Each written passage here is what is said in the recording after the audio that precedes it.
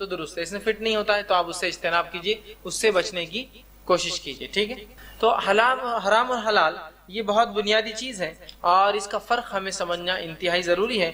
اور اللہ رب العزت نے خود مومنوں کو قرآن کے اندر بار بار حلال کی تاکید کی ہے اور بار بار حرام سے اجتناب کا حکم دیا ہے۔ مثال کے طور پر اللہ رب العزت جو ہے قرآن نے فرماتا ہے سورہ بقرہ سورہ نمبر 2 آیت نمبر 168 میں 168 میں، اور کہتا ہے یا ایھا الناس کلوا مما فی الارض حلالا طیبا، کہ اے لوگو، سارے انسانوں سے خطاب ہے، یا ایھا الناس، اے لوگو کھاؤ اس چیز کو جو زمین سے نکلتی جو حلال اور طیب ہو، حلال اور پاک ہو، حلال اور پاکیزہ ہو، مطلب حلال اور اچھی ہو۔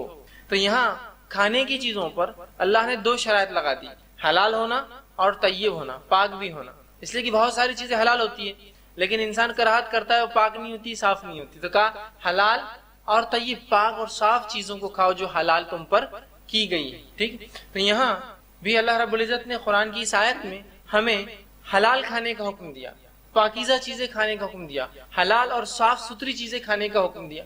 اسی طرح دوسرے مقام پہ اللہ فرماتا اور کہتا ہے سورہ نحل سورہ نمبر 16 اس کی آیت میں 114 میں، اور فرماتا ہے کلوا مما رزقکم اللہ حلالا طیبا واشکروا نعمت اللہ، کہ کھاؤ پیو، فکلوا مما رزقکم، کہ کھاؤ اور پیو، کھاؤ ان چیزوں کو جو اللہ رب العزت نے تمہارے لیے حلال اور پاک کیا ہے۔ تو یہاں بھی حلال اور پاک چیزوں کو کھانے کا حکم دیا، اور آگے فرمایا اللہ رب العزت نے طیبات مما رزقکم، جو اللہ رب العزت نے تم کو کھانے کے لیے جو ہے عطا کی ہے۔ تو یہاں بھی دیکھیے کھانے کا جب معاملہ آیا تو شرط کیا لگائی؟ پاک ہونا، حلال اور پاک ہونا۔ تو شریعت یہ چاہتی ہے، اور نبی اکرم صلی اللہ علیہ وسلم کے اقوال جن کو احادیث ہم کہتے ہیں اس کا بھی مطالعہ کریں، تو حدیث میں بھی اللہ کے رسول صلی اللہ علیہ وسلم نے بار بار تاکید اور ایک مسلمان پر فرض کیا، اس شریعت نے اور خود احادیث میں فرض کیا کہ تم حلال کھانا، حرام سے اجتناب کرنا، حلال کماؤ، حرام سے اجتناب کرو، حلال کھاؤ، حرام سے اجتناب کرو، جو معاملات کے اندر وہ چیزیں کرو جو تم پر حلال ہے، اور حرام چیزوں سے اجتناب کرو۔ تو بار بار تذکرہ حلال کرنے کا اور حرام سے اجتناب کرنے کا ہے، ٹھیک۔ اور یہ فرض ایک مومن پہ یاد رکھیے کہ وہ حلال کھائے، حلال چیزیں پہنے، حلال تجارتیں کرے، ہر معاملے میں حلال ہو، اور حرام سے ہر ممکن کوشش کرے میں اور آپ اپنے نفس کو بچائے۔ لیکن ایک عجیب بات ہے، جس چیز کا ڈر نبی اکرم صلی اللہ علیہ وسلم نے اظہار کر دیا تھا کہ اتنی تاکید کے بعد شریعت کی کہ حلال کھاؤ، حرام سے اجتناب کرو، یہ امت حرام کاری کی طرف بڑھنے والی ہے۔ اور آج ہم دیکھ رہے ہیں وہ چیز، نبی اکرم صلی اللہ علیہ وسلم فرمایا ایک زمانہ آئے گا کہ لوگ حرام چیزوں کو ہیلے سے، بہانے سے، ناموں کے تبدیلی سے اپنے اوپر حلال کر لیں گے۔ اور آج ہم دیکھ رہے ہیں وہ زمانہ آ چکا ہے تقریباً کہ آج جو چیز سود تھی، جس کو انگلش زبان میں یوسری کہا جاتا ہے، اس کو بدل کے نام تبدیل کیا اور کہا انٹرسٹ۔ یوسری کا مطلب ہوتا ہے سود خور، یہ تھوڑا سا لفظ چوٹ دیتا ہے، تھوڑا ضرب لگاتا ہے، انسان کو برا لگتا ہے اس میں، تو اس کا نام بھی چینج کیا انٹرسٹ۔ انٹرسٹ کا معنی ہوتا ہے مفاد، انٹرسٹ کا مطلب میرا مفاد کتنا ہے اس کے اندر، میری انکم کتنی ہے اس کے اندر، تو نام بدل دیا۔ تو کیا کسی چیز کے نام بدلنے سے وہ حلال ہو جائیں گے؟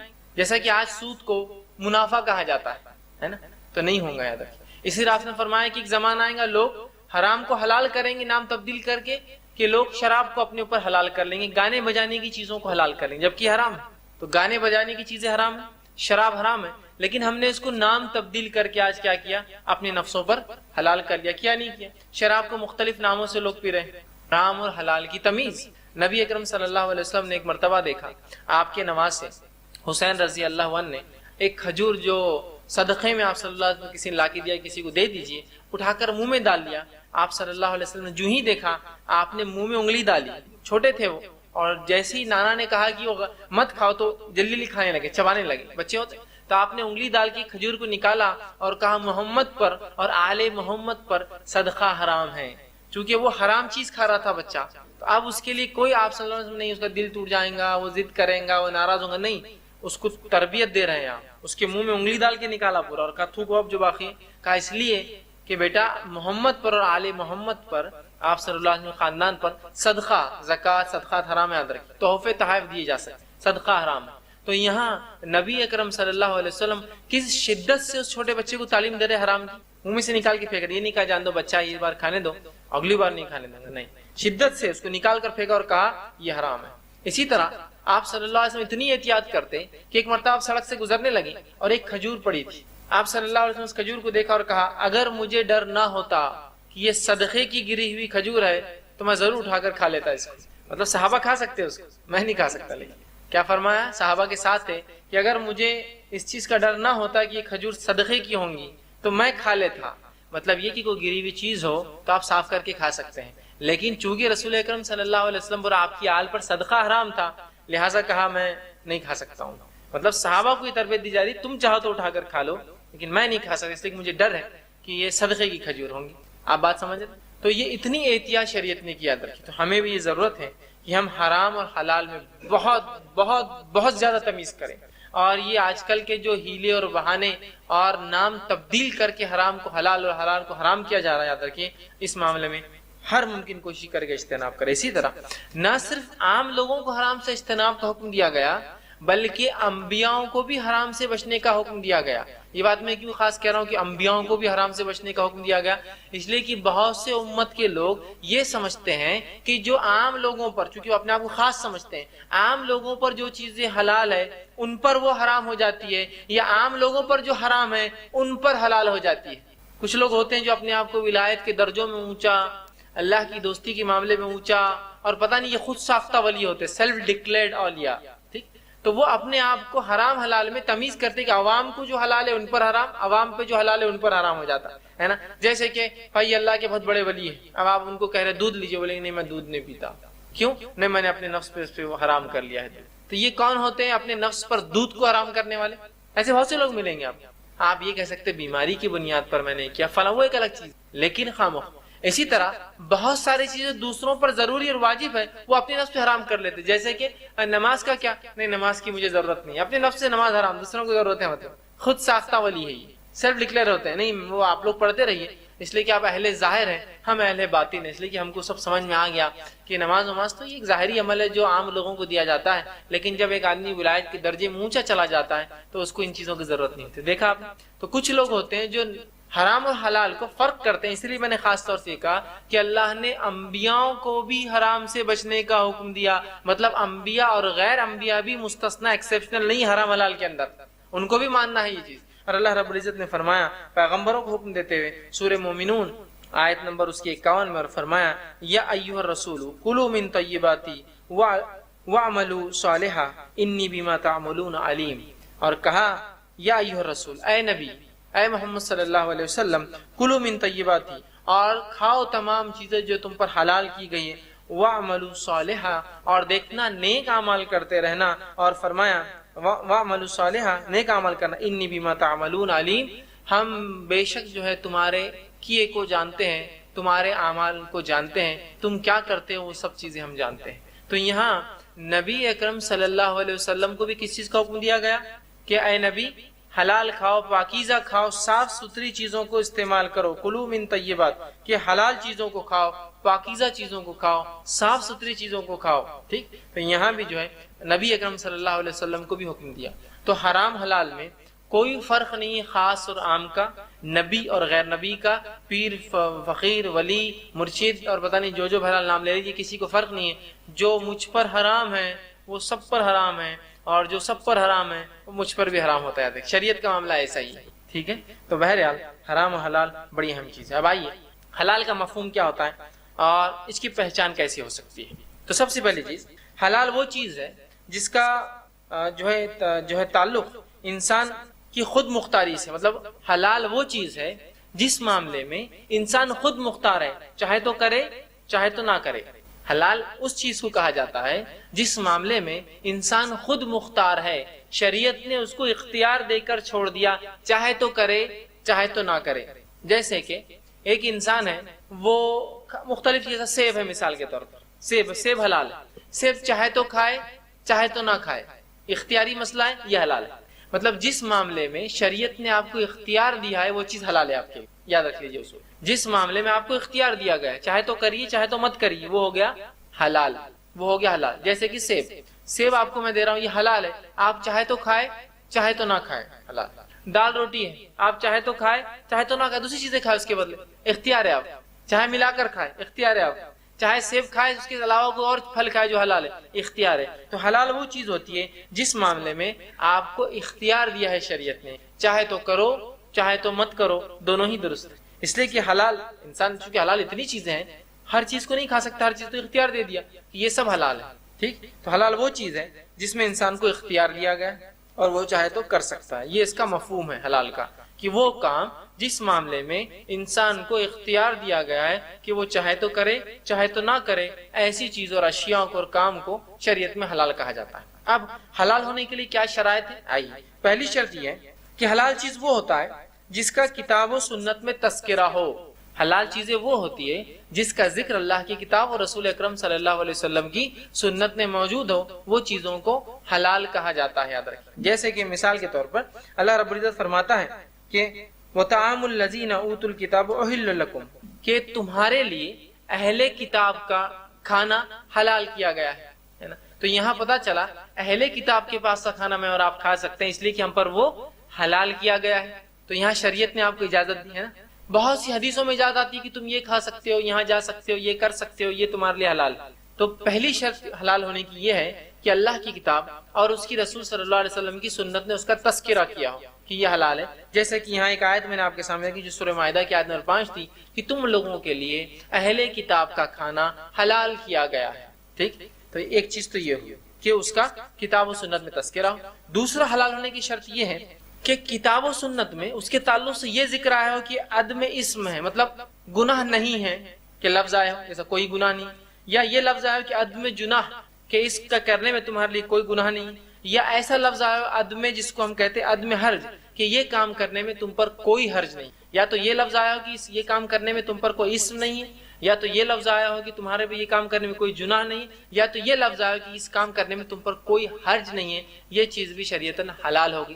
جیسے مثال کے طور پر اللہ رب العزت فرماتا ہے اور کہتا ہے وہ شخص جو مجبور ہو جائے، کوئی چیز کھانے کو نہ ہو اور مجبور کر دیا جائے۔ مثال کے طور پر میں ایک ایسی جگہ گیا ہوں جہاں حرام کے علاوہ کھانے کو کچھ بھی نہیں، کچھ بھی نہیں، آپ کیا کروں اس معاملے میں، ٹھیک۔ تو یہاں ایسے شخص پہ اللہ فرماتا ہے، اور اس کو اللہ رب العزت فرماتا ہے سورہ بقرہ سورہ نمبر 2 آیت نمبر 183 183 میں، اور کہا فلا اسم علیہ، ایسے آدمی پر کوئی گناہ نہیں ہے کہ وہ حرام کھا لے۔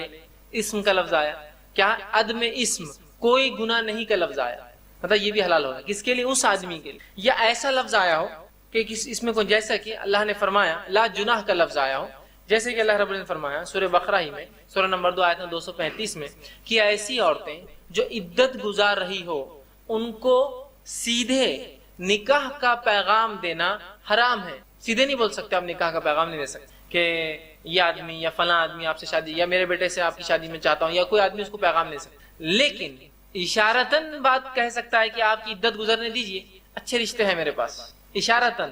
سیدھے پیغام حرام ہے، اشارتاً، پھر چاہے پیغام خود کا بھی ہو سکتا ہے، پیغام کسی اور کا بھی لا سکتا ہے، لیکن لفظاً نہیں بول سکتا ہے۔ تو ایسے کام کے لیے اللہ نے فرمایا اور کہا لا جناح علیکم، تم پر کوئی گناہ نہیں اگر تم اشارتاً بول دو پیغام کا۔ سیدھے پیغام بھیجنا حرام شادی کا کسی عورت کو جس کی عدت کے وقت میں ہو، ہاں اشارتاً لا جناح۔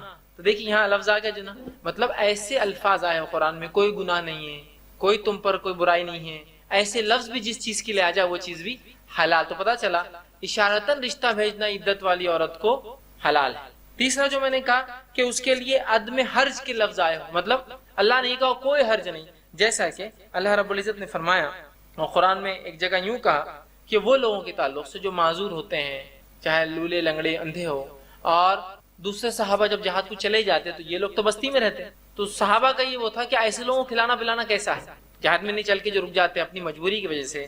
تو اللہ نے اس کا جواب دیا اور کہا ایسے لوگ جو بیچارے مجبور ہوتے ہیں، محتاج ہوتے ہیں، اندھے گونگے بہرے لنگڑے معذور ہیں، جو جہاد میں نہیں جا سکتے، تمہارے صحابہ کے لیے ان کو کھانا کھلانے میں کوئی گناہ نہیں۔ اور اس کے لفظ استعمال کیا لیس علی الاعمى حرج، کہ اندھوں کے لیے کوئی حرج نہیں ہے کہ وہ جہاد میں نہ جا کر شہر میں رک کر لوگوں سے کھانا مانگ لے، تو لا حرج کا لفظ آیا۔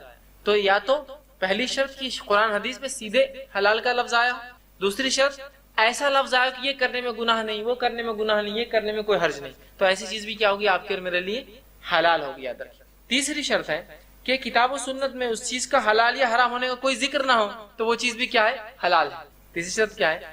جس چیز کے حرام یا حلال ہونے کا قرآن حدیث میں تذکرہ نہیں ہے وہ چیز بھی کیا ہے؟ حلال ہے، یاد رکھیے۔ اس لیے کہ شریعت نے بڑی حکمت کے ساتھ حرام کیا ہے بتا دیا، باقی آپ کو چھوڑ دیا سب حلال ہے۔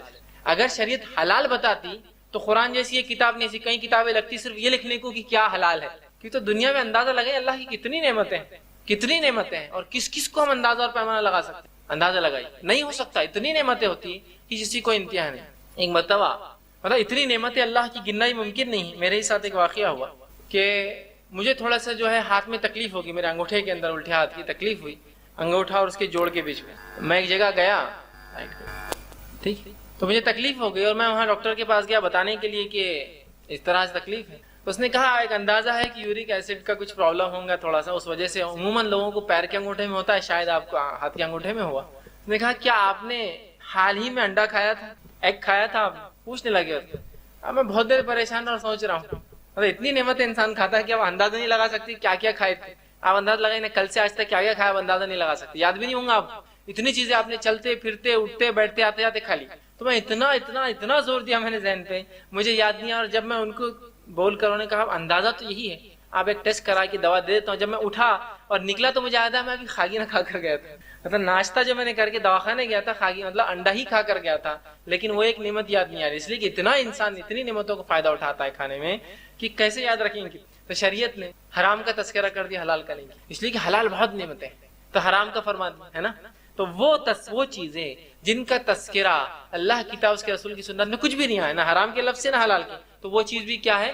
حلال ہے، اس لیے کہ شریعت نے حرام کو بتا دیا۔ جیسا شریعت نے یہ بتا دیا وضو کیسے ٹوٹتا ہے، وضو کیسے نہیں ٹوٹتا ہے نہیں بتایا، اس لیے کہ پھر ایک فہرست بن سکتی ہے وضو کیسے نہیں ٹوٹ سکتا ہے۔ ٹوٹنے کا بہت کم اصول ہے، 4-5 چیزیں ہو گئی تو وضو ٹوٹ گیا، باقی سب چیزوں سے نہیں ٹوٹا، اس کا مطلب سمجھ رہے آپ بات؟ ٹھیک، اسی طرح یہ چیزیں فہرست بنا سکتے ہیں، اب یہ حلال حرام ہے کھانے میں اور باقی پورے حلال ہیں، اس لیے کہ آپ مختلف دنیا کے علاقوں میں جائیں گے، مختلف پھل، مختلف سبزیاں، مختلف کھانے کی چیزیں ملیں گی، شریعت نے صرف حرام بتا دیا کیا ہے، اب باقی آپ سمجھ جائے سب کیا ہے، ہمارے آپ کے حلال ہے۔ تو پہلا اصول یہ ہے جو ہم نے دیکھا آج، وہ یہ ہے کہ وہ چیزیں جو کتاب و سنت نے سیدھے کہا حلال ہے، وہ چیزیں دوسرا اصول جس میں کتاب و سنت نے لا حرج، کوئی گناہ نہیں کے لفظ استعمال کیا، کوئی حرج نہیں، وہ بھی حلال ہے۔ تیسرا جس کے معاملے میں خاموشی اختیار کر لی، کچھ بھی نہیں کہا، حرام ہی حلال، تو وہ چیز بھی کس کیٹیگری میں آتی ہے؟ حلال کی کیٹیگری میں آتی ہے، یاد رکھیے، ٹھیک۔ تو یہ تھا حرام حلال کے تعلق سے۔ اب حرام چیزیں کیا ہے؟ حرام وہ چیز ہے جس کے بارے میں انسان کو اختیار نہیں دیا گیا اور اس کو اس سے بچنا ہی ہے۔ حلال وہ ہے جس میں اختیار ہے، چوائس ہے، چاہے کھاؤ چاہے مت کھاؤ، لیکن حرام وہ چیز ہے جس کے بارے میں شریعت نے آپ کو اختیار نہیں دیا اور آپ کو سیدھے بچنے کا حکم دیا، مت کرو، مت جاؤ، اس میں گناہ ہے، یہ حرام ہے، تو یہ ہوا حرام۔ اب حرام کے لیے پہلی چیز کہ ہر وہ چیز جس کو کتاب اور سنت نے حرام قرار دیا وہ حرام ہے، جیسا حلال کے لیے بھی پہلی شرط ہے، اس کے لیے بھی ہر وہ چیز کو قرآن اور حدیث نے حرام قرار دیا وہ حرام ہے، جیسے کہ اللہ فرماتا سورہ مائدہ کی آیت نمبر 3 میں حرمت علیکم المیتہ، کہ تم پر حرام کیا گیا مردات۔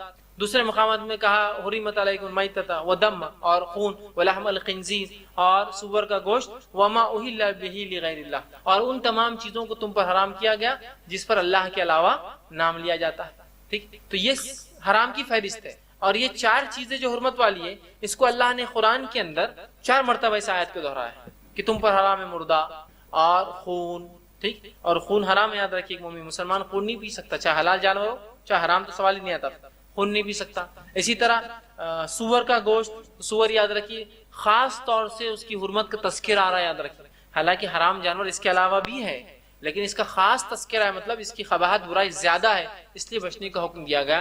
لحم الخنزیر کا لفظ 4 بار آیا کہ سور کے گوشت، یہ بھی حرام ہے، ہم پر یاد رکھیں۔ اب ایک الگ چیز ہے، سور کا گوشت حرام ہے، اس کا تجارت حرام ہے، اس کے جسم کا کوئی بھی حصہ کچھ بھی حلال نہیں، ہر چیز حرام ہے، لیکن اس کی حرمت اپنی جگہ، لیکن اس کا ہرگز یہ مطلب نہیں کہ وہ جانور کو آپ جہاں دے کے ماریں، یا اس کا نام اتنا حرمت والا کہ اس کے نام لینے سے کلی کرنا پڑیں گے، جیسا میرے کو ابھی 4 بار کلی کرنا پڑیں گے، میں نے 4 بار لے لیا، اور لوگ اتنی حرمت اس جانور کی وہ کرتے ہیں کہ کبھی کبھار اس کا نام بھی نہیں لیتے ہیں، ہے نا۔ کہ ایک صاحب ایک بار بولنے لگے کہ ہمارے گھر میں بولے ایک بار PIG آ گیا تھا، بولے مجھے لگا کوئی بڑی پوزیشن والا آدمی آ گیا تھا شاید، PIG ایسا ہوتا ہے DIG ایسا کچھ، تو بھی بڑی پوزیشن والا، تو بولا کون یہ کون رہتا؟ بولے نہیں وہ رہتا نا، بولے وہ نالے میں۔ میں نے کہا یہ کیا ہے؟ ارے میں نے بولا سور، ارے آپ کو لی کرنا پڑیں گے، بولے آپ وضو ہوں تو وضو بھی ٹوٹ گیا آپ کا۔ میں نے کہا اللہ رب العزت اپنی کتاب میں 4 بار نام لیا، اور امام صاحب جو ہے تراویح میں ایک قرآن جہاں ہوتا 4 بار تو بولتے تو کیسا وضو کرتے جا کر، کہ اللہ شرما رہا نہیں اس چیز کا، ٹھیک ہے وہ حرام جانور ہے لیکن اس کا نام بھی نہیں لینا، کلی کرنا، اتنی بھی حرمت نہیں کلی کرنے کی ضرورت پڑیں گی نام لیے تو. بہت سے لوگ ہوتے ہیں. پھر ایک مرتبہ جو ہے رمضان کانفرنس میں بیٹھے تھے اور میں نے ایسی آیت آئی تو میں نے بہت بار سور کا نام لے لیا. تو جب میں نیچے اترا تو تھوڑے لوگوں کے چہرے اترے ہوئے تھے. کہا آپ نے اتنے بار سور کا نام لے لیا. بولے کہ میں نے اس سے ہوتا کیا ہے. وہ تو چلے گئے. اس کا ڈسکشن شروع ہو گیا اس کو کیا کیا بولتے لوگ. سور نہ بول کر، خنزیر نہ بول کر کتنے ناموں سے پکارتے تھے. ایک لفظ آئے خنزیر، ایک لفظ آئے سور، پھر اب اس کے علاوہ لوگ کیا لیتے PIG ہے نا. اس کے بعد بولے انجن. بولے ہمارے علاقے میں اس کو انجن بولتے ہیں. یہ کیوں؟ تو بولے وہ ایک بڑا رہتا اور پیچھے چھوٹے چھوٹے اس کے بچے چلتے. تو اتنے نام آئے. پھر چوہا اور نالے کا جانور اور گندا جانور. مطلب حرام ہے میں مان رہا ہوں، اس کی بہت حرمت ہے لیکن نام نہ لیا جائے ایسی حرمت نہیں ہے. میں یہ بولنا چاہ رہا ہوں، وضاحت یہ کرنا چاہ رہا ہوں. ٹھیک. تو اللہ نے 4 مرتبہ اس کا نام خنزیر کا اپنی کتاب میں لیا ہے. ٹھیک ہے قرآن کے اندر. تو اس کا گوشت حرام ہے لیکن ہرگز کا مطلب نہیں ہے کہ جانوروں کو آپ جہاں دیکھیں مارے. بہت سے لوگ کیا سمجھتے ہیں جیسا کتا حرام ہے. حرام ہے لیکن اس کا مطلب یہ نہیں کہ آپ ظلم کریں اس کتے پر. خنزیر حرام ہے کہ اس کا مطلب یہ نہیں کہ آپ اس پر ظلم کریں. ورنہ ہوتا ہے عموماً لوگ اتنا ظلم کرتے ہیں جانوروں پر اس لیے کہ شریعت نے دیکھیے ان کا کھانا حرام ہے، بیچنا حرام ہے، لیکن وہ بھی اللہ کی دیگر مخلوقات کی جیسی مخلوق ہے. اللہ کی بنائی مخلوق ہے نا. تو ان پہ ظلم تھوڑی کر سکتے آپ. ان کا کھانا حرام ہے تو ٹھیک، کھانا حرام ہے کسی چیز کا تو آپ اس پہ ظلم نہیں کر سکتے. ورنہ عموماً ہوتا ہے لوگ کتوں کو دیکھ کر بہت مارتے ہیں. تو یہاں جو ہے خاص لفظ آیا حرام کا. تو یہ چیز کیا ہوگی؟ حرام. تو پہلی شرط حرام ہونے کے لیے حرام وہ چیز ہوتی ہے جس کو خاص شریعت کتاب و سنت کے حرام. دوسرا، کتاب و سنت میں جس چیز کے حلال نہ ہونے کا ذکر ہو، ایک تو حرام کہا ہو یا حلال نہ ہونے کا ذکر کیا ہو، یہ بھی ہو جاتا ہے. جیسے جو ہے آپ صلی اللہ علیہ وسلم فرمایا حدیث کے اندر، یہ جو ہے روال غلیل، جو حسن روایت روال غلیل میں یہ حدیث آتی ہے، کسی مسلمان آدمی کا مال اس کے دلی خوشی کے بغیر حلال نہیں ہوتا. کسی مسلمان کا مال اس کے دلی خوشی کے بغیر حلال نہیں ہوتا. دیکھیے حرام کا لفظ نہیں ہے لیکن کیا کہا؟ حلال نہیں ہوتا، مطلب حرام ہے. سمجھ رہے آپ؟ تو ایسا بھی اگر قرآن حدیث میں آتا ہے یہ تم پر حلال نہیں ہے تو سمجھ جائیے حرام ہے. ایک تو کتاب و سنت میں سیدھا لفظ ہے حرام، جیسے سور کا گوشت، خون، اسی طرح جو ہے جو اللہ کے علاوہ کسی اور چیز کا نام، مردار، سیدھا لفظ آیا. اور ایسے لفظ قرآن حدیث میں آیا جس میں یہ کہا یہ تم پر حلال نہیں. جیسا کسی ایک آدمی کے لیے جب تک کوئی آدمی دل کی رضامندی سے پیسہ نہیں دیتا، لینا حدیث میں حلال نہیں ہے، مطلب دوسرے الفاظ میں بولا جائے تو حرام ہے. ٹھیک. اسی طرح تیسرا، کتاب و سنت میں جس چیز کی حتمی طور پر روکا گیا، حرام کا لفظ نہیں آیا ہو لیکن رک جاؤ کا لفظ آیا ہو، رک جانا بھی حرام کا. جیسا کہ اللہ رب العزت فرماتا ہے سورہ حج کے اندر، وَاجْتَنِبُوا قَوْلَ الزُّورِ، اللہ فرماتا ہے جھوٹی بات سے رک جاؤ. تو جھوٹ کہنا کیا ہوا؟ حرام ہے. حالانکہ لفظ حرام کا نہیں آیا ہوا کہ جھوٹ کہنا حرام ہے، لیکن جس چیز سے بھی شریعت روک دیتی ہے اس سے رکنا کیا ہے؟ ہم پر واجب اور فرض ہے اور اس کو کرنا حرام ہے ہم. تو جہاں شریعت حرام کا لفظ استعمال کرے، جہاں کتاب و سنت میں حلال نہیں کا لفظ آئے، جہاں جو ہے کتاب و سنت کے اندر حرام و حلال کا لفظ نہیں لیکن رک جانے کا لفظ آیا، مت کرو، آگے مت بڑھو، اس سے آگے نہ جاؤ، یہ بھی حرام ہوا. اور چوتھی شرط جو ہے وہ یہ ہے، کتاب و سنت میں جس فعل کے ارتکاب پر سزا کا ذکر آیا ہو تو وہ بھی حرام ہے. زنا پہ سزا ہے تو زنا حرام ہے. زنا حرام بلکہ لفظ نہیں آیا لیکن زنا پر سزا ہے، اس لیے کہ ہر حرام چیز پر سزا ہے. چوری پر سزا ہے، زنا پر سزا ہے. سمجھ رہے آپ؟ تو یہ کیا ہوگا؟ شراب پینے پر سزا ہے. تو یہ سب چیزیں کیا ہوگی؟ حرام. ویسے شراب حرام ہے، الگ سے تذکرہ بھی آیا ہے، ٹھیک ہے، لیکن اس کو آیا کہ شیطان والا عمل ہے، کہا حرام کا لفظ نہیں، شیطان والا. وَاجْتَنِبُوهُ لَعَلَّكُمْ تُفْلِحُونَ کی یہ جو ہے رجس من عمل الشیطان، یہ شیطانی عمل ہے، اس سے بچو تاکہ تم کامیابی پاؤ. ٹھیک. تو حرام کا لفظ نہیں ہے وہاں لیکن اس سے بچنے کا شیطانی عمل کا تذکرہ ہے، مطلب مومن نہیں کر سکتا وہ کام. تو چوتھی شرط یہ ہے کہ کتاب و سنت میں اس کے ارتکاب پر انسان کو سزا دی گئی ہو اور سزا کی وہی سنائی گئی. جیسا کہ یتیم کا مال کھانے والے کو کہا وہ اپنے پیٹ میں آگ بھرتے ہیں. آگ تو مطلب یتیم کا مال کھانا کیا ہوا؟ حرام، جبکہ لفظ نہیں ہے لیکن وہ بھی حرام. تو یہ 4 شرائط حرام کی. اور یاد رکھ لیجیے ایک بات، نبی اکرم صلی اللہ علیہ وسلم نے کبھی کسی چیز کو حرام کر کر نہیں بتایا. حلال کر کے بتاتے تھے، آپ حکم دیتے تھے، کوئی کرا تو خاموش رہتے تھے، لیکن حرام کو آپ نے کبھی اپنی زندگی میں ارتکاب کر کے نہیں بتایا کہ دیکھو یہ حرام ہے. صرف اس کے لیے روک دیا آپ نے. کتاب و سنت نے تاکید کی، آپ نے کبھی کر کے نہیں بتایا. حلال کر کے بتایا، کبھی دیکھ کر خاموش رہے اور کبھی لوگوں کو بھارا کرو بول کر اور آپ دیکھتے رہے. لیکن حلال کے لیے تاکید یاد رکھی، حرام کے لیے آپ نے کبھی حرام کا ارتکاب اپنی نفس اپنی ذات سے نہیں کیا. ٹھیک ہے. اسی طرح حرام اور حلال کا مفہوم جاننے کے بعد آئیے اب چند شرائط حرام حلال کی کیا ہے.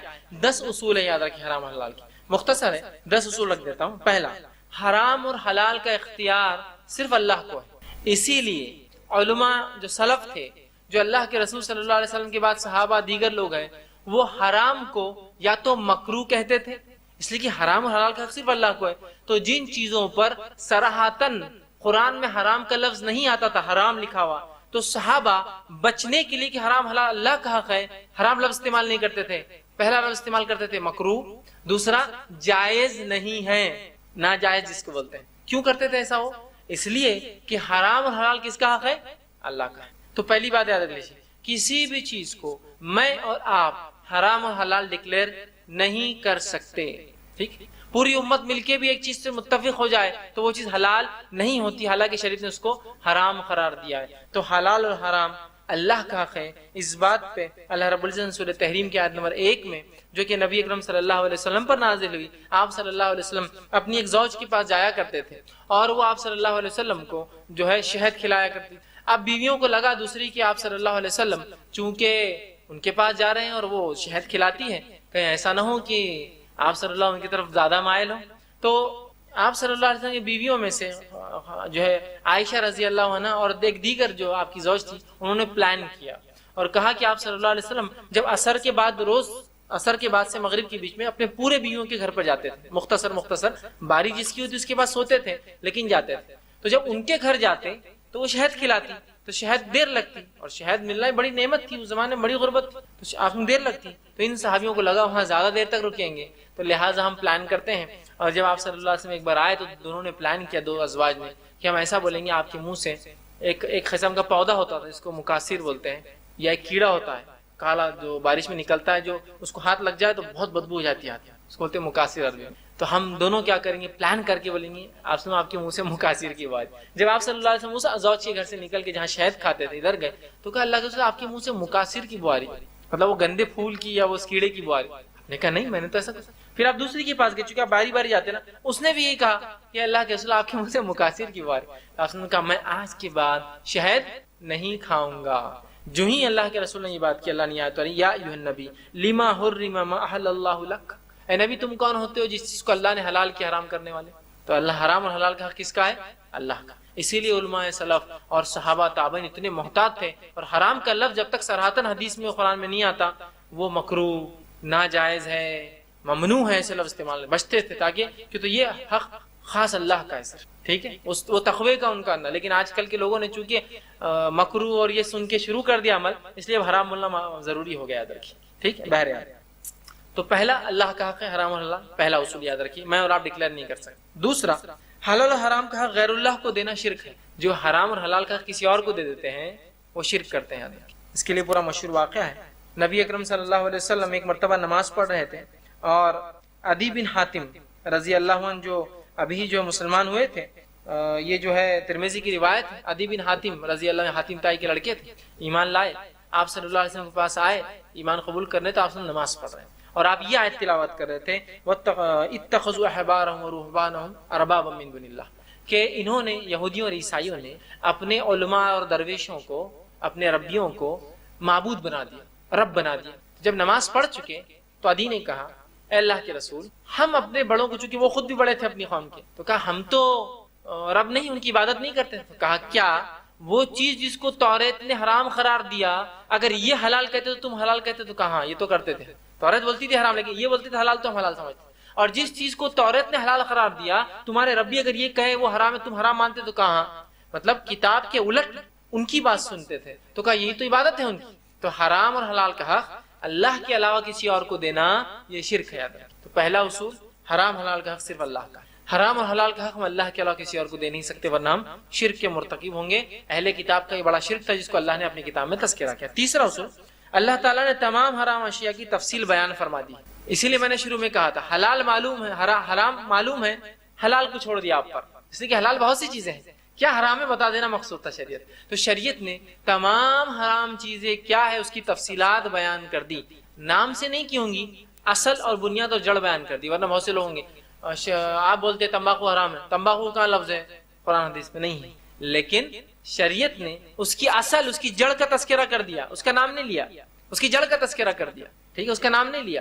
جیسے کہ جو ہے ابن ماجہ کی روایت، آپ نے فرمایا ہر وہ چیز جس کے کھانے سے عقل ماری جائے عقل ماری جائے مطلب چکر آ جائے، آدمی ہوش کھو بیٹھے اپنا، وہ چیز کا استعمال شریعت میں حرام ہے۔ شراب پینے سے کیا ہوتا ہے؟ عقل ماری جاتی ہے۔ تمباکو کھانے سے کیا ہوتا ہے؟ عقل تو نہیں ماری جاتی لیکن کیا ہوتا ہے؟ دونوں معنی اس کے، چکر آتے آدمی، مطلب چکر آنا عقل مارے جانے کی علامت۔ ایک انسان کی عقل اگر جا رہی ہے تو پہلی علامت کیا؟ چکر آنا۔ اب سمجھتا نہیں اس کو کچھ، اب چکر آ رہے اس کے بعد عقل ماری کے بے ہوش ہو جاتا ہوں، ہے نا؟ تو چکر آئے اس چیز کا کھانا حرام ہے۔ آپ بولے میں تو تمباکو کی پیکٹ کھا جاتا، میرے کو تو کبھی چکر نہیں آیا، شراب کی بوٹل پی کا چکر نہیں آتے۔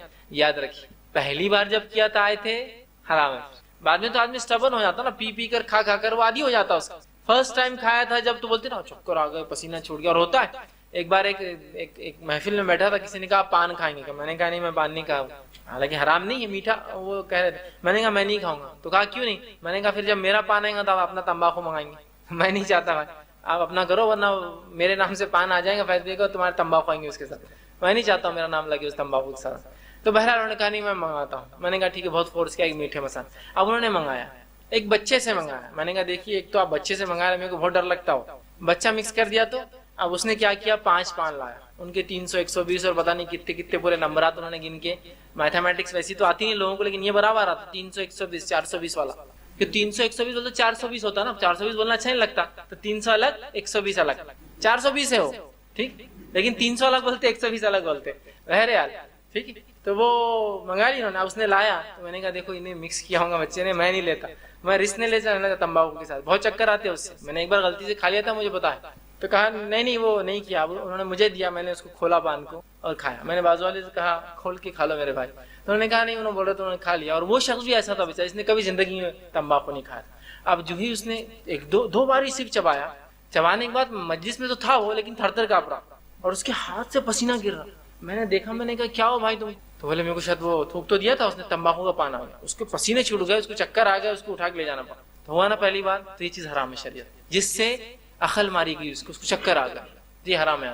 سراہتاً لفظ نہیں لیکن اس کی اصل موجود ہے شریعت میں، اصل ہے چکر آنے والی۔ اب اس میں سب آ گیا، تمباکو آ گیا، یا اسی طرح غت ہوتا ہے، بہت سے لوگ عرب جو ہے ایک پتا ہوتا ہے منہ میں دبا کے رکھتے ہیں، اس کے بعد گڑ گڑ گڑ گڑ چلتے رہتا اس سے، ہے نا، حقہ، غت بولتے ایک پتا ہوتا ہے، وہ بھی حرام ہے اس لیے کہ غت سے نشہ آتا ہے قسم کا، اس سے ایک طاقت توانائی ملتی ہے، لوگ اس کو کھا کر پھر کام خوب کر سکتے ہیں، جیسے آج کل کی بگاری لوگ بیچارے جو لیبر ورک کرتے ہیں شراب پی کے خوب کام کرتے ہیں، وہ پتا حرام ہے اس لیے کہ وہ عقل مارتا ہے اور آپ کو حس، آپ کے احساسات ختم کر کے ایکسٹرا ورک کرنے مجبور کرتا ہے، مطلب ایکسٹرا اسٹیمولس جنریٹ کرتا ہے باڈی، درست نہیں۔ اسی طرح مختلف قسم کے انجیکشنز جو ڈرگز کے نام سے مشہور ہیں، یہ سب بھی حرام ہے اس لیے کہ ان کے لینے سے آدمی کو چکر آتا ہے، اس کی عقل ماری جاتی ہے، شراب ہوا چاہے پینے ہو تو یہ سب حرام ہے۔ شریعت میں اصول موجود ہے، یاد رکھیے، نام نہ بھی ہو تو اصول ہے، ٹھیک ہے۔ تو ہر تمام حرام اشیاء کا ذکر کتاب و سنت نے تفصیلی بیان کر دیا کہ یہ حرام ہے، یہ حرام ہے، یہ حرام ہے، ٹھیک۔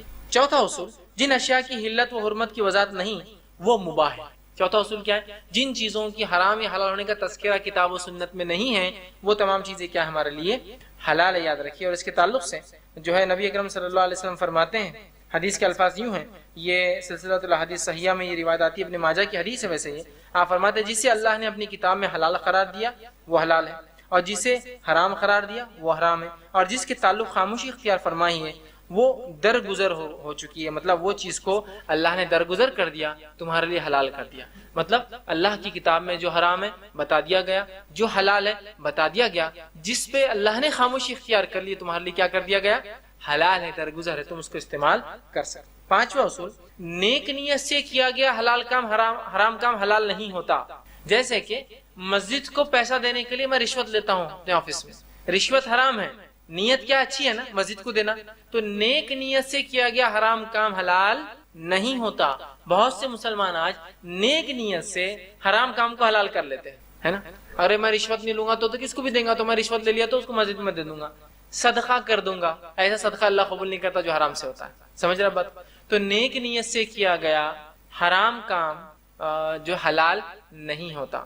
جیسا کہ ایک واقعہ ہے کہ ایک شخص انار لے جا رہا تھا، دو دوست جا رہے تھے، ایک دوست نے اس کا انار ایک ٹوکری میں چرا لیا، اس دوسرے پہلے دوست نے کہا یہ تم کیا کر رہے ہو؟ کہا رکو تو صحیح، ابھی کیا کرتا ہوں۔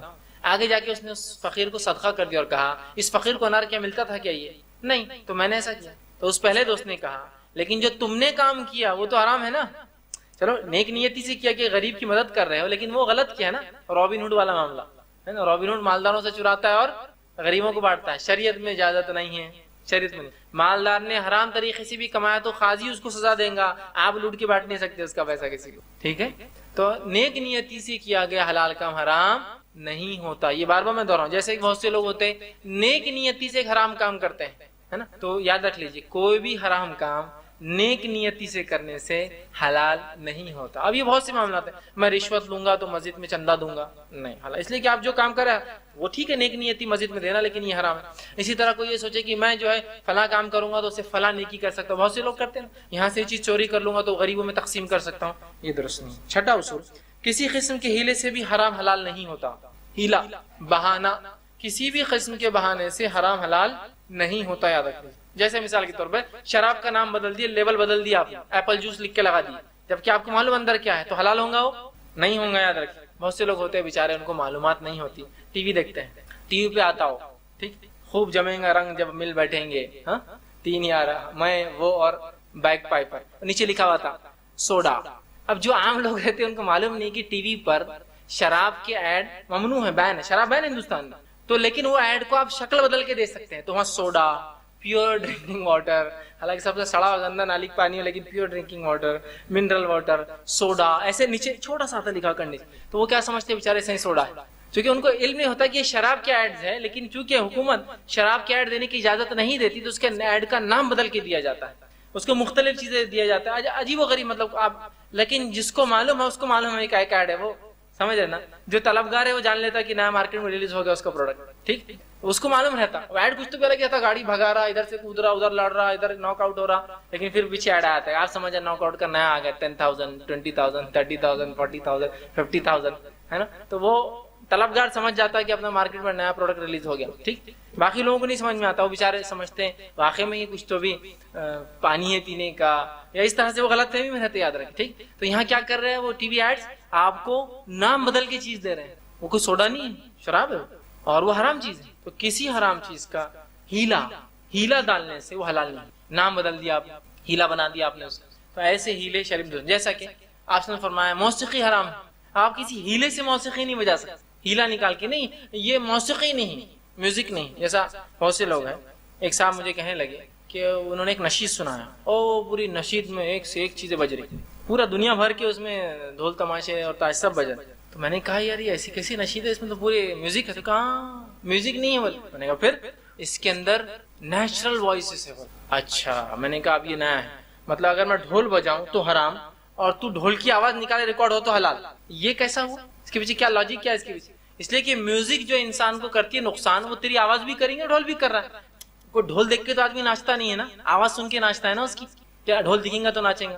لوگ ٹیپ ریکارڈر جو سنتے ہیں ان کو کہاں دکھتا ہے پکچر، بھی ناچ رہے ہیں، مت مست ہے اپنے گانوں کے اندر، نشہ ہے گانے بھی، بہت سے لوگ ہوتے ہیں وہ جگجیت کو جب تک سنے نہیں ان کو ہوش نہیں آتا ہے نا، صبح صبح لگے ہوئے رہتا گھر کے اندر، پڑے ہوئے رہتے ہو، فجر کی بات بولے، نماز کے بعد 1 گھنٹہ کمپلسری، میں نے کہا عجیب بات ہے، وہ چل رہا گا رہا، وہ پیچھے وہ ہارمونیم چلتے رہتا ہے، وہ میوزک کی عادت ہے آپ کو، اس آدمی کی آواز آپ خالی سنیے پھر آپ کو مزہ نہیں آئے گا اس میں، کہ تو ہارمونیم بجتا ہے نا، آپ عادی ہو گئے اس میوزک کے، اس کے بغیر کیا ہوتا ہے آپ رہ نہیں پاتے، کچھ لوگوں گانے کی عادت ہے اس طرح سے ہوتا، تو یہ ہیلے مت تلاش کیجیے، تو ہیلا کیا نکالا انہوں نے کہ نیچرل وائس سے بولے آدمیوں کی، تو میں نے کہا یہ تو اچھا تو نہیں نکالا نا، مطلب ایک آدمی اگر بینجو کی آواز نکالے تو بینجو نہیں بجائے تو حلال کر دیا تم نے، ایک آدمی آرکیسٹرا کی ضرورت نہیں ہے، اور آرکیسٹرا اگر منہ سے بجا، 4 آدمی کھڑ رہے کہ ایک ڈھول بجا رہا منہ سے فزیکل نہیں، اور ایک جو ہے کوئی پیانو بجا رہا، اور مختلف جو آرکیسٹرا میں چیزیں ہوتی ہیں انسٹرومنٹ، تو کیا وہ حلال ہو گیا؟ تو لے ہاں حلال، میں نے کہا واہ یہ ہیلا ہے، یہ تو ہیلا ہے، شریعت نے آلات کو حرام اس لیے قرار دیا کہ ان سے نکلنے والی موسیقی انسان کو اللہ کے ذکر سے دور کرتی ہے،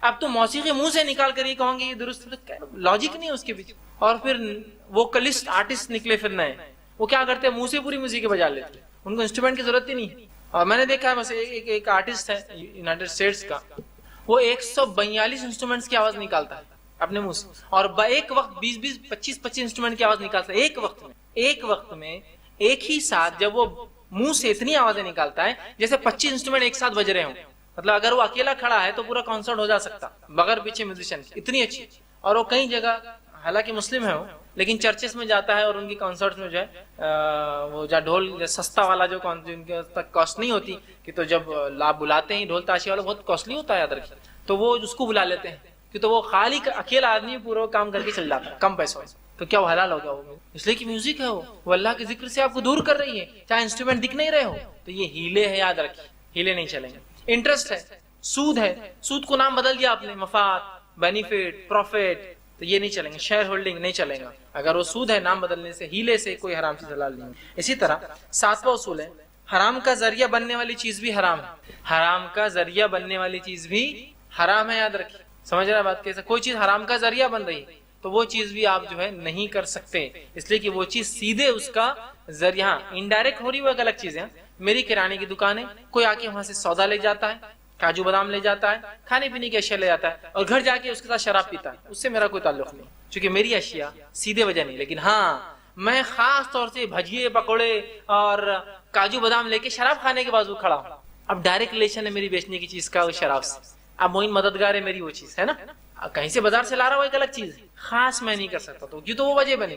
تو جو چیز حرام کے لیے وجہ بنتی ہے وہ چیز بھی حرام ہے، یاد رکھیں۔ یہ الگ چیزیں، کچھ چیزیں ہیومن بینیفٹس کے لیے نکالی جاتی ہیں لیکن لوگ اس کا مس یوز کرتے ہیں، وہ ایک الگ چیز ہے، یاد رکھیں، وہ ایک الگ چیز۔ لیکن عمومی اعتبار سے جو چیز حرام کے لیے ہوتی ہے، حرام کے لیے تیار کر رہے ہیں اور آپ بھی اس میں معین مددگار ہو رہے ہیں تو اس چیز کا کرنا بھی یاد رکھیے حرام ہے، ٹھیک ہے؟ تو حرام کا ذریعہ والی تمام چیزیں وہ حرام ہے، یاد رکھیے شریعت میں، کہ جیسا کوئی چیز ذریعہ بن رہی ہے حرام۔ جیسا مثال کے طور پر یہی آج کل کے جو عاشق مزاج لوگ ہوتے ہیں، اور بالخصوص ان عاشق مزاج لوگوں کو سپورٹ کرنے والے، وہ بھی شاید عاشق مزاج رہیں گے اپنی زندگی کے اندر، سپورٹ کرتے ہیں آپ کا، وہ سپورٹ سے اگر وہ نوجوان آگے بڑھ کے وہ کام کرتا ہے تو آپ بھی حرام میں ملوث ہیں، تو آپ کی وجہ سے کر رہا ہے۔ ایک نوجوان ہے، وہ چاہ رہا ہے اس لڑکی سے افیئر کرے اور آپ بولے ٹھیک ہے میں آپ کی مدد کروں گا، تو آپ بھی حرام میں شامل ہیں، اس لیے کہ آپ بھی ذریعہ بنے اس کے حرام اس کام میں۔ تو حرام کے لیے چیز ذریعہ بنتی ہے وہ بھی حرام۔ ایک آدمی کہہ رہا ہے کہ مجھے بینک سے لون لینا ہے، سودی لون، چاہے بینک سے ہو غیر بینک سے، سودی لون لینا ہے، اور آپ صرف گواہ بن جائیے، تو آپ بھی حرام میں شامل، اس لیے کہ آپ سیدھے گواہ بنے اس مسئلے کے اندر، ہے نا؟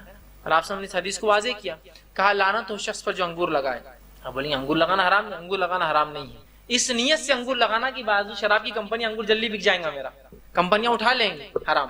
لعنت اس پر جو انگور توڑے، ایسے کھیتوں میں انگور توڑنا جہاں معلوم ہے کہ یہ پیسہ، یہ انگور جو ہے شراب بننے جاتا، حرام۔ لعنت ہو اس شخص پر جو ٹرانسپورٹیشن کرے، لے جائے وہاں سے۔ لعنت ہو اس شخص پر جو اس کو پیسے، جہاں پیسے جاتا کمپنی کے اندر۔ لعنت ہو اس شخص پر جو اس کو بھرے، باٹلنگ کرے اس کی۔ لعنت ہو اس شخص پر جو اس کو سرو کرے، ہوٹل میں جا رہا ہے آپ سرو کرے۔ لعنت ہو اس شخص پر جو اس کو پیے۔ لعنت ہو اس شخص پر جو اس کا کھاتا لکھے اس کے اندر بیٹھے، سب پہ لعنت۔ اس لیے کہ آپ بولیں گے میں شراب تھوڑی پی رہا یار، میں خالی اپنے ٹرک میں لے آ کے ڈال دے رہا ہوں، لیکن آپ بھی اس میں سیدھے وجہ بن رہے ہو اس حرام کا، سمجھ رہے ہیں؟ کسی اور کے ذریعے کرے ہو تو حرام کے لیے جو چیزیں ذریعہ بن رہی ہیں اور جس سے وہ حرام کام کر رہا ہے وہ بھی حرام ہے، یاد رکھیے۔ یہ ہے 7واں اصول۔ اسی طرح 8واں اصول، حرام سب پر سب جگہ حرام ہے۔ حرام چیز سب پر سب جگہ حرام ہے، یہ نہیں کہ میرے لیے حلال ہے تمہارے لیے حرام ہے۔ ہاں کچھ چیزیں حالات کے اعتبار سے، حالات اس لیے کہ شریعت میں جو بھی چیز حرام ہے وہ ایک وقت حلال ہے۔ یہ شریعت کی اتنی آسانی اور اتنی خصوصیت ہے، یہ اتنی سہولت دی اپنے ماننے والوں کو، ہر چیز جس کو حرام قرار دیا اس کو ایک وقت جا کے حلال بھی کر دیا۔ اب بولیں گے وہ کہ جلدی بتاؤ شراب کب حلال ہوتی؟ نہیں، میں وہ نہیں بتانا، میں یہ بولنا چاہ رہا ہوں شریعت اتنی آسان ہے کہ انسانی جان کا اتنا حرمت ہے کہ آپ کی جان جانے کا اگر اندیشہ ہے تو آپ شراب پی کے زندہ رہ سکتے ہیں، یہ بتانا چاہ رہا ہوں۔ مطلب بحالت مجبوری ہر حرام چیز بھی حلال ہو جاتی ہے، جیسے کہ آپ ایک ایسے علاقے میں چلے گئے جہاں آپ کے لیے پینے کے لیے کچھ بھی نہیں ہے سوائے شراب کی، مجبوریاں ایسی ہو جاتی ہے، ایسے ہو جاتی ہے۔ جیسے ایروپلین کریش ہو گیا کسی کا، ایسے علاقوں میں جب برفیلا ہے، لوگ تو بچ گئے، پینے کچھ بھی نہیں، پانی تو رہ ہی نہیں سکتا، برف کھانے تو لے کر، اب کیا کریں گے جان بچانے کے لیے؟ آبادیوں میں جانے تک کوئی سوال نہیں، کوئی حل نہیں ان کا سوائے اس کے کہ شراب جو ہے 257 ڈگری تک مائنس میں جمتی نہیں، یاد رکھیں اس کا جو ہے فریزنگ ٹیمپریچر بہت لو ہوتا ہے، -257 ڈگری پہ جمتی ہے، تب تک وہ جو ہے لیکوڈ فارم میں رہتی ہے۔ تو ظاہر سی بات ہے ایسی جگہ کیا مل سکتا ہے آپ کو پینے کے لیے؟ یہ مجبوری ہے آپ کی، اس کے علاوہ کوئی نہیں۔ یا وہ جو صاحب کو ایسی جگہ چلے گئے جہاں سے سور اور گوشت ملتا ہے، 3-4 دن تو ٹھیک ہے، 10-15 دن مہینے بھر کا معاملہ آ گیا تو، اور اس کے حل نہیں ہے اس کو، یا ایسا کچھ ہو جائے جیسا کہ کچھ لوگوں کے ساتھ ہو گیا، اللہ نہ کرے ایسی مصیبت میں آ گئے کہ کسی جگہ دب گئے، کسی جگہ آندھی طوفان میں پھنس گئے جہاں اس کے علاوہ کچھ بھی نہیں، کہ مردار جانور ہے، سور کا گوشت ہے، مردار جانور بولی مردار بھی حرام، تو اب اتنا کھانا حلال ہے جتنا ضرورت ہے۔ تو ہر حرام چیز دیکھ رہے ہیں نا، شریعت کتنی آسان ہے کہ آپ کو حلال کر دیتی ہے آپ کی جان بچانے کے لیے، اتنی وہ تو اس طرح سے تو حرام، لیکن عام حالات میں حرام ہر جگہ حرام ہوتا ہے، لیکن خصوصی جگہ یہ حلال ہو جاتا ہے۔ جیسے کہ مثال کے طور پر علی بن ابی طالب رضی اللہ عنہ کو اللہ کے رسول نے خاتون کی طرف بھیجا، جس کو ایک صحابی رسول نے اس لیے نہیں کہ مخبری کرے مسلمان، اس لیے کہ میرے بچے بچ جائے. انہوں نے ایک خط لکھ دیا تھا کہ آپ صلی اللہ علیہ وسلم امید ہے کہ حملہ کریں گے مشرکین پر، لہٰذا تم بچوں کو لے کے نکل جاؤ. انہوں نے مخبری نہیں کی تھی، اس ڈر سے کہ کہیں میرے بچوں کو نقصان ہو جائے، لکھ دیا. وہی کے ذریعے آپ کو بتایا گیا کہ ایسا ہوا ہے. علی بن ابی طالب کو آپ نے بھیجا، جاؤ دیکھو علی. جب علی رضی اللہ عنہ گئے اس عورت کے پاس اور کہا کہ وہ کیا ہے، وہ چٹھی تھی اس کے پاس، نکالو. کہا میرے پاس کچھ بھی نہیں، میرے پاس کچھ بھی نہیں. کہا اچھا کچھ بھی نہیں. کہا پھر کہتا ہوں وارننگ، نکالو اور کچھ. تو کہا میرے پاس کچھ بھی نہیں. کہا اس کے بعد جو ان کے ساتھی دو لوگ تھے، کہا اس کے پورے کپڑے کیا اتارنا چالو کرو. کہا اب تجھے میں ننگا کروں گا، اس لیے کہ مجھے چاہیے. اس لیے کہ وہاں اگر اس کو چھوڑ دیا جاتا اس کے پردے کی وجہ سے تو ایک بہت بڑا لاس ہو جاتا، دشمن کو پتا چل جاتا مسلمانوں نے کیا پلاننگ ہے. تو کہا اسے کپڑے اتارو باری باری. انہوں نے کہا کپڑے کہاں اتارو، اسے کپڑے کے بعد پورے بترتیب. تو کہا نہیں میں یہ مت کرو. اس کے بال بڑے گھنے تھے، اس میں سے اس نے خط نکالی، چھپا ہوا تھا اندر، جو باہر نہیں دکھ رہا تھا کہیں. ظاہری طور سے چیکنگ لی کے نہیں دکھا، اور ظاہر سے کوئی صحابیہ ساتھ نہیں تھے آپ کے، صحابہ خالی تھے. تو کہا چیک کرو اس کو. عمومی حالت میں آپ کسی عورت کو چیک کر سکتے ایسا نہیں. اب کیا ہوا، تو شریعت نے ایکسٹریم کنڈیشن میں آپ کو حرام کو بھی حلال قرار دیا. تو یہ بھی چیز سمجھے. اسی طرح جو بہت سارے واقعات ہوتے ہیں، یہاں مثال کے طور پہ ایک واقعہ ابھی میرے سامنے بھی آیا تھا اور آپ لوگوں کے ساتھ بھی کبھی ہوا ہوگا کہ خاتون کا ایکسیڈنٹ ہو گیا، باپردہ خاتون جو پورے پردے میں ایکسیڈنٹ ہو گیا. اب مومن مرد کیا کرے، کھڑے رہ کے دیکھیں کیسے اٹھ رہی ہو، دیکھو کتنا مار لگا اس کا، پیر دیکھو کیسا اٹک گیا، گاڑی دیکھو ہاندھی بڑی. کیا کریں گے وہاں عورتیں نہیں، سڑکوں پہ عورتیں کہاں ہوتی ہیں، کون بھاگیں گا آگے اس کو بچانے کے لیے، کون اس کو اٹھائیں گا، کون اسی گاڑی کو اٹھائیں گا، کون کریں گا، مومن مرد کریں گے. عام حالت میں کسی عورت کو ہاتھ لگانا جائز ہے، ابھی خاص مجبور ہے، ابھی آپ کو اس کو اٹھانا پڑے گا، اس کو اٹھانا پڑے گا، اس کو صحیح جگہ بٹھا دی. ہاں یہ الگ بات ہے، آپ پوچھ سکتے ہیں میں آپ کو ہاتھ لگاؤں، اٹھاؤں، مدد کروں، وہ کہیں ہاں تو آپ کو ہاتھ لگانا پڑے گا. اس لیے کہ یہ ایکسٹریم کنڈیشنز، اور یہاں شریعت اجازت دیتی ہے. صحابیات میدان جنگ میں جو شہید لوگ ہوتے یا جو زخمی ہوتے، صحابہ آگے جنگ لڑتے اور جو زخمی ہوتے ان کو پیچھے کیا جاتا، اور صحابیات آ کے اٹھا کے لے جاتی. اور صحابیات مرہم پٹی، تو مرہم پٹی کیسے کرتی ہوں گی، مرہم پٹی تو ہاتھ لگیں گے نا جسم. لیکن یہ ایکسٹریم کیسز ہیں، یہ مجبوریاں ہیں، یہاں ضرورتیں ہیں، انسانی جان کے تقاضے ہیں. سمجھ رہے آپ؟ تو کسی کا ایکسیڈنٹ ہو گیا، عام حالت میں کسی عورت کو آپ ہاتھ نہیں لگا سکتے، وہ مجبور ہے. آپ اسے پوچھ سکتے اگر آپ کو لگ رہا ہے باپردہ ہے، کیا میں آپ کو ہاتھ لگاؤں، وہ کہ ٹھیک ہے مدد کی ضرورت ہے تو پھر آپ لگائیے. اگر وہ کہتے نہیں اس حالت میں، اس کی مرضی ہے. لیکن آپ بالکل آفر کریں گے اس کو، اسی گاڑی اٹھائیں گے، اس کو سب کچھ کریں. ورنہ ہوتا لوگ دیکھتے رہتے نہیں بہت پردے والی نے ٹھیک نہیں ہاتھ لگانا اس کو، اور وہ بیچاری پریشان ہے مدد کے لیے جائیے. اس لیے کہ یہاں اب حرام حلال ہوا آپ کے، اب اس کی مدد کرنا واجب ہے. وہ بچیں گی تو باقی پردہ کریں گی نا، ایکسیڈنٹ سے نکلیں گی، حالات سے نکلیں گی، صدمے سے باہر آئیں گی. لیکن وہ شریعت کی حدود میں جتنا ضرورت ہے اتنی ہی مدد. یہ نہیں کہ باجی اٹھ گئے کیا گھر تک چلوں کیا، نہیں یہ ضرورت نہیں ہے. وہ اپنے گھر والوں کو بلا لیں گی، گھر چلے جائیں گے، خود جانے کی ضرورت نہیں ہے. آپ بس جو ضرورت ہے اتنا آپ نے کام کیا، آپ آگے نکل جائے. ٹھیک. اسی طرح 9واں جو پوائنٹ ہے، مجبوری میں حرام حلال ہو جاتا ہے. مجبوری میں حرام حلال، جس کی تفصیلات میں نے پہلے رکھ دی. مجبور ہے آپ، ایکسٹریم کنڈیشن ہے آپ پہ حلال ہے. اور 10واں پوائنٹ، مجبوری میں اتنا ہی حرام حلال ہے جتنا ضرورت ہے. یہ پوائنٹ میں نے کور کر لیا، اتنا ہی جتنی ضرورت ہے. بس کہ اگر میں ایک گھٹ شراب پی کے زندہ رہ سکتا ہوں پورا دن تو بس ایک گھٹ، اس سے آگے. ایک نیوالا حرام کا کھا کے بھی کافی ہے میرے آج کے دن گزارنے کے لیے، تو بس ایک نیوالا کھائیں. یہ نہیں کہ اب چلو اب تو موقع آ گیا، اب تو پورا فائدہ اٹھا لیتے، نہیں یہ نہیں کبھی بھی. اسی لیے یاد رکھیے بہت سی بار ہوتا ہے لوگ رشوت دینے پر مجبور ہوتے ہیں. میں بھی اس کا خیال ہوں کبھی مجبور ہوتا ہے، لیکن خوش کبھی نہیں ہونا. ارے رشوت دے دو کام ہو جائے گا. کرہات سے یار اللہ بہت بری بات ہے، یہ غلط ہے، لیکن اب کیا کروں، اس کے بغیر حل نہیں ہے. ہمیشہ کرہات، دل میں ہمیشہ برا جانیں گے حرام کو. اس لڑکی کی آپ نے مدد کی جو گر گئی تھی، اس سے پوچھ کر بھی، لیکن دل میں برا جانیں گے اللہ اچھا نہیں ہو میں نے اس کو ہاتھ لگایا، لیکن میں مجبور تھا. سمجھ رہے آپ؟ وہ خوشی کا موقع نہیں ہے. وہ حلال کو حرام، جب شریعت حرام کو حلال کر رہی ہے تو آپ خوشی سے مت وہ کیجیے، جتنی ضرورت ہے اتنا صرف فائدہ اٹھائیے اور پھر پیچھے سرک جائے. ٹھیک. تو یہ اصول تھے یہ حرام اور حلال کے. ہمیں چاہیے کہ ان حرام اور حلال کے اصولوں کو بہت زیادہ سنجیدگی سے لیں اور اپنی زندگی میں کوشش کریں ہر کام میں حلال کا ارتکاب ہو اور حرام سے ہم مکمل طور سے اجتناب کریں. آخر میں اللہ رب العزت سے دعا ہے کہ اللہ سبحانہ تعالی ہمیں جو ہے حلال کی کرنے کی توفیق عطا فرمائے اور حرام سے بچنا ہمارے لیے آسان کرے. جب تک ہمیں زندہ رکھے اسلام اور ایمان پر زندہ رکھے. خاتمہ ایمان پر ہو. آخر دعوانا الحمدللہ رب العالمین. سبحان ربک رب العزت عما یصفون وسلام علی المرسلین والحمد للہ.